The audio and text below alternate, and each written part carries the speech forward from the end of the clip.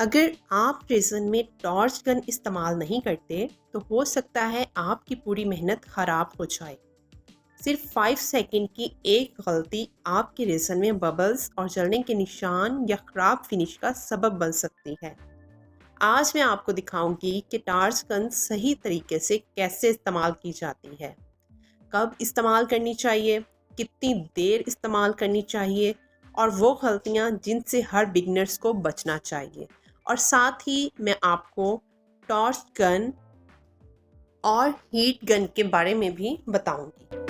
अस्सलाम वालेकुम, welcome back to another video with Sumera's art. अगर आप रेज़न आर्ट सीख रहे हैं या पहले से काम कर रहे हैं तो ये वीडियो आपके लिए बहुत ज़रूरी है। पहले भी मैं टॉर्च गन के बारे में एक वीडियो बना चुकी हूँ, लेकिन मेरे कुछ सब्सक्राइबर्स ने मुझसे बार बार पूछा कि इसे इस्तेमाल कैसे करें, इस टॉपिक पर डिटेल वीडियो बनाऊं। इसीलिए आज मैं सिर्फ प्रैक्टिकल तरीका दिखाऊंगी और हर स्टेप तफसील से समझाऊंगी। और मुझे यकीन है आज की वीडियो देखकर आपको टॉर्च गन के इस्तेमाल के बारे में अच्छे से मालूम हो जाएगा। टॉर्च गन आखिर है क्या? ये आम लाइटर नहीं, इसमें बहुत ताकतवर शोला निकलता है जिसकी हीट आम लाइटर से कई गुना ज़्यादा होती है। इसीलिए रेज़न आर्टिस्ट इसे इस्तेमाल करते हैं। रेज़न में टॉर्च गन क्यों इस्तेमाल की जाती है? जब हम रेज़न और हार्डनर को मिक्स करते हैं तो मिक्सिंग के दौरान बहुत सारे छोटे छोटे माइक्रो बबल्स बन जाते हैं। ये बबल्स अगर ऐसे ही रह जाएं तो सरफेस ख़राब लगती है, रेज़न शफाफ नहीं रहती, प्रोफेशनल फिनिश नहीं आती। इसीलिए हम हल्की सी हीट देते हैं ताकि ये बबल्स सरफेस पर आकर ख़त्म हो जाएं। टॉर्च गन के मुख्तलिफ हिस्से। अब पहले इसके बटन समझ लेते हैं। ये सामने वाला हिस्सा नोजल कहलाता है जहाँ से फ्लेम निकलती है। ये रेड बटन ऑन ऑफ का है। टॉर्च गन यूज़ करने से पहले इसे ऑन कर लें, तभी इग्निशन बटन प्रेस होगा और जब काम ख़त्म हो जाए तो रेड बटन को ऑफ कर दें। बटन ऑफ करने के बाद आप इग्निशन बटन को दोबारा प्रेस नहीं कर पाएंगे क्योंकि ये लॉक हो जाएगा।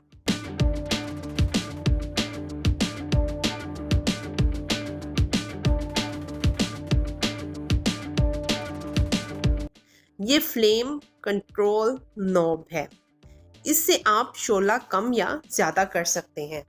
मैं हमेशा कोशिश करती हूँ कि रेज़न दरमियानी फ्लेम पर इस्तेमाल करूँ या लो पर, ताकि हीट कंट्रोल में रहे। ये इग्निशन बटन है जिसे दबाने से शोला जलता है। टॉर्च गन में गैस कैसे भरते हैं? टॉर्च गन के नीचे रिफिल वाल्व होता है, इसमें ब्यूटेन गैस भरी जाती है। गैस भरते वक्त हमेशा टॉर्च गन ऑफ होनी चाहिए। गैस भरने के फ़ौरन बाद टॉर्च गन का इस्तेमाल ना करें। कम से कम 5 मिनट वेट करें ताकि गैस अंदर सेटल हो जाए। ये सेफ्टी के लिए बहुत ज़रूरी है। Practical use. अब मैं रेज़न मिक्स कर चुकी हूँ। सबसे पहले आप रेज़न और हार्डनर को अच्छे से मिक्स करें और 2 to 3 मिनट्स के लिए एक साइड पे रख दें। 2 to 3 मिनट्स के बाद देखें सरफेस पर कितने छोटे छोटे बबल्स मौजूद हैं। अब आपने टॉर्च गन को रेज़न के बिल्कुल करीब नहीं करना, तकरीबन 3 to 5 इंच के फासले पर टॉर्च गन रखें और हल्की सी हीट दें। टॉर्च गन का सही इस्तेमाल। रेज़न मोल्ड में डालने के बाद टॉर्च गन कैसे इस्तेमाल करें? रेज़न को अच्छे से मिक्स करने के बाद 2 to 3 मिनट रेस्ट दें, उसके बाद हल्की सी हीट दें और अब हम इसे किचन मोल्ड में पोर करेंगे। जब हम मोल्ड में रेज़न डालते हैं तो दोबारा एयर बबल्स बन जाते हैं, ये बिल्कुल नॉर्मल बात है। टूथपिक से कॉर्नर्स को चेक कर लें ताकि जो कॉर्नर्स पर बबल्स हैं वो भी ऊपर आ जाएं। आप देखेंगे कि सरफेस पर छोटे छोटे बबल्स आ गए हैं। अब टॉर्च गन इस्तेमाल करें, लेकिन यहाँ एक बात याद रखें, टॉर्च गन का मकसद रेज़न को गर्म करना नहीं बल्कि सिर्फ सरफेस पर मौजूद एयर बबल्स को ख़त्म करना है। इसीलिए फ्लेम को हमेशा हरकत में रखें। कभी भी एक ही जगह पर रोक कर हीट ना दें, वरना रेज़न जल सकता है, जर्द पड़ सकता है या मोल्ड भी ख़राब हो सकता है। हीट कितनी देर देनी चाहिए, ये सवाल सबसे ज़्यादा पूछा जाता है। क्या 10 सेकेंड, 20 सेकेंड या 1 मिनट? इसका जवाब ये है कि कोई एक मुकर्ररा वक्त नहीं होता। ये रेज़न की मिकदार, मोल्ड के साइज़ और बबल्स की तादाद पर डिपेंड करता है। आमतौर पर सिर्फ चंद सेकंड ही काफ़ी होते हैं। जैसे ही आप देखेंगे कि बबल्स ख़त्म हो गए हैं, फ़ौरन हीट देना बंद कर दें। ज़्यादा हीट देने से फ़ायदा नहीं होता बल्कि नुकसान हो सकता है। फ्लेम कितनी दूर रखनी चाहिए? बहुत से बिगनर्स यही मिस्टेक करते हैं कि टॉर्च गन को रेज़न के बिल्कुल करीब ले आते हैं। ऐसा हरगिज़ ना करें। हमेशा तकरीबन 3 to 5 इंच का फासला रखें। अगर फ्लेम बहुत करीब आ गई तो रेज़न की सतह ख़राब हो सकती है, जल सकती है, रेज़न येलो हो सकती है और अगर टॉर्च गन बहुत दूर रखी जाए तो हीट का असर कम हो जाएगा। इसीलिए मुनासिब फासला रखना बहुत ज़रूरी है। फ्लेम एक जगह क्यों नहीं रोकनी चाहिए? फ़र्ज़ करें आपने फ्लेम एक ही जगह चंद सेकंड के लिए रोक दी। इससे क्या होता है? रेज़न जल सकता है, सरफेस पर निशान आ सकते हैं, रंग ख़राब हो सकता है, मोल्ड ख़राब होने का ख़तरा भी हो सकता है। इसीलिए हमेशा हाथ को आहिस्ता आहिस्ता हरकत देते हैं, जैसे आप पूरी सरफेस पर हल्का सा स्वीप कर रहे हैं। टॉर्च गन क्या हर लेयर पर इस्तेमाल करनी चाहिए? अगर आप लेयरिंग कर रहे हैं और हर लेयर में बबल्स मौजूद हैं, तो हल्की सी हीट दी जा सकती है। लेकिन अगर बबल्स नहीं है तो सिर्फ आदत की वजह से टॉर्च गन इस्तेमाल करने की ज़रूरत नहीं। जहाँ ज़रूरत हो सिर्फ वहीं टॉर्च गन इस्तेमाल करें।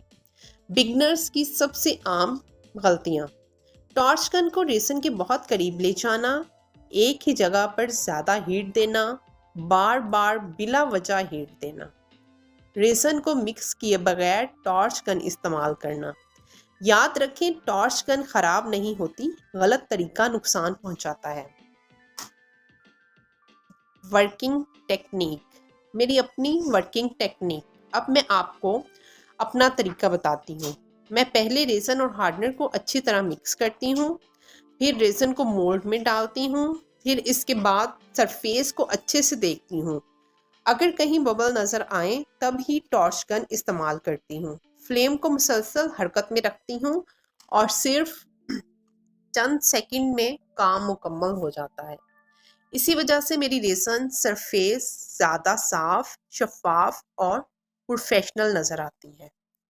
Safety tips, pro tips and ending. अब बात करते हैं चंद बहुत ज़रूरी सेफ्टी टिप्स की।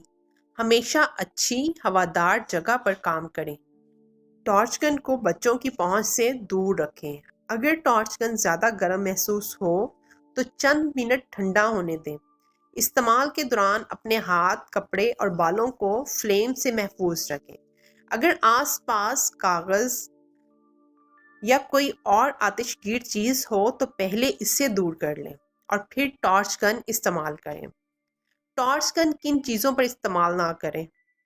हर चीज़ पर हीट देना दुरुस्त नहीं होता। अगर रेज़न पहले ही काफ़ी हद तक क्योर होना शुरू हो चुकी है तो इस मरहले पर हीट देने से सरफेस ख़राब हो सकती है। इसी तरह सिलिकॉन मोल्ड या रेज़न को जलाने की हद तक ज़्यादा हीट देना भी नुकसानदा हो सकता है। हमेशा हल्की और कंट्रोल्ड हीट इस्तेमाल करें। Pro tips. अब मैं आपके साथ अपनी कुछ ज़ाती टिप्स शेयर करती हूँ जो मेरे बहुत काम आती हैं। रेज़न को हमेशा आहिस्ता आहिस्ता मिक्स करें ताकि बबल्स शुरू से ही कम बने। टॉर्च गन इस वक्त इस्तेमाल करें जब वाकई बबल्स मौजूद हों। फ्लेम को एक जगह ना रोकें, मुसलसल हरकत दें। कम हीट से आगाज़ करें, ज़रूरत हो तो दोबारा हल्की सी हीट दें। याद रखें, साफ और प्रोफेशनल फिनिश सिर्फ ज़्यादा हीट से नहीं बल्कि सही टेक्निक से हासिल होती है। एक आम सवाल, बहुत से लोग पूछते हैं कि क्या हीट गन और टॉर्च गन एक ही काम करती है? दोनों का मकसद बबल्स कम करना हो सकता है, लेकिन दोनों एक जैसी नहीं है। टॉर्च गन गर्म हवा फेंकती है, जबकि हीट गन में शोला होता है, इसीलिए दोनों को इस्तेमाल करने का तरीका भी मुख्तलिफ होता है। तो आज हमने सीखा टॉर्च गन क्यों इस्तेमाल की जाती है, टॉर्च गन के मुख्तलिफ पार्ट्स और उसके बटन्स, सही तरीके से हीट कैसे देनी चाहिए, कौन सी गलतियों से बचना चाहिए, सेफ्टी टिप्स और प्रोफेशनल टेक्निक्स। अगर आप इन तमाम बातों पर अमल करेंगे तो आपके रेज़न प्रोजेक्ट्स ज़्यादा साफ, ज़्यादा शफाफ और ज़्यादा प्रोफेशनल नज़र आएंगे। अगर ये वीडियो आपके लिए फ़ायदेमंद रही हो तो इसे ज़रूर लाइक करें, अपने ऐसे दोस्तों के साथ शेयर करें जो रेज़न आर्ट सीख रहे हैं, और अगर आप चैनल पर नए हैं तो सब्सक्राइब करना ना भूलें। अगर रेज़न आर्ट, कंक्रीट आर्ट से मुतल्लिक आपका कोई भी सवाल हो तो कमेंट में ज़रूर लिखें। मैं पूरी कोशिश करूँगी कि अगली वीडियो में इसका तफसील से जवाब दूँ। मिलते हैं अगली वीडियो में, तब तक के लिए अपना बहुत ज़्यादा ख्याल रखिएगा, दुआओं में याद रखिएगा। अल्लाह ताला हम सब के लिए आसानियाँ पैदा फरमाए। आमीन सुम आमीन एंड अल्लाह हाफिज़।